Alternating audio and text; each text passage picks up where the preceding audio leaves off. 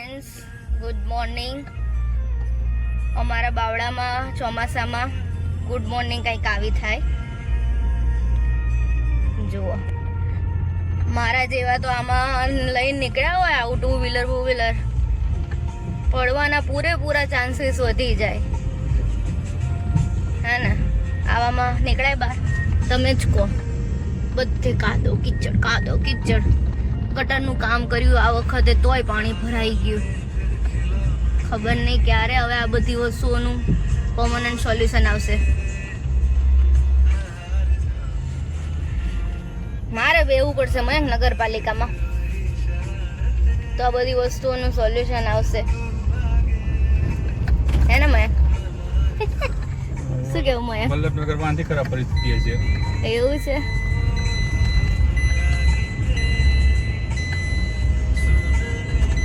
આમ જુઓ friends, મિશ્રીને just હાલ જ ખવડાવ્યું છે અને ધનાધન પગનો અંગૂઠો ખાવા લાગી છે.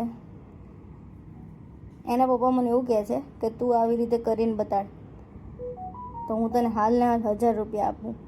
મેં કીધું હું તમને આપું, તમે કરીને બતાવો. પણ આ મિશ્રું જ કરી શકે, અમારા બેમાંથી એકે ના કરી શકે. આજે ફ્રેન્ડ્સ આખો દિવસ મિશ્રીથી દૂર રહ્યા, જરા કંઈ મજા ના આવી. એના પપ્પાને આજે એન્ડોસ્કોપી હતી, સોનોગ્રાફી હતી, ઘણું બધું હતું.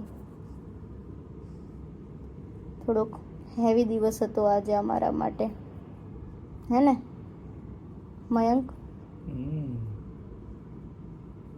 હવે ડૉક્ટરે એમને ઓપરેશન સજેસ્ટ કર્યું છે.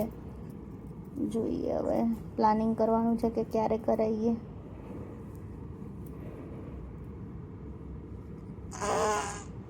જો ના ગમ્યું એને રમતમાં આપણે વચ્ચે કંઈ બી કરીએ ડિસ્ટર્બન્સ, એટલે એને નથી ગમતું. ક્યુટુડું છે આ તો, ક્યુટુડું. ફ્રેન્ડ્સ, આ બાબા રામદેવની અત્યારથી શિષ્ય બની ગઈ છે. જુઓ, હજી સ્ટીલ અંગૂઠો ખાવાની કોશિશ એની જારી છે, પણ સુવાનું એને નામ નથી લેવું. એને હમણાં મમ્મ ખાધું ને તો 2-3 મિનિટનો પાવર નેપ લીધો, બસ.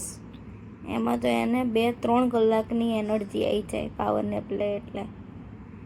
હવે આજે મને લાગે એક તો વગાડશે જ તે. એના પપ્પા સૂઈ ગયા છે આજે, થાકી ગયા એટલે. પણ હું ને મારો દીકરો જાગીએ છીએ હજી, કેમ કે એ જ્યાં સુધી સૂવે ને ફ્રેન્ડ્સ, ત્યાં સુધી મને બી ઊંઘ ના આવે. એટલે હવે એની સૂવાની રાહ જોવાના ચક્કરમાં હું બી જાગું છું. બાકી ઊંઘ તો મને બી બહુ જ આવે છે, પણ મીશકુ સમજતું નથી. મમ્માને ઊંઘ આવે છે મીશુ.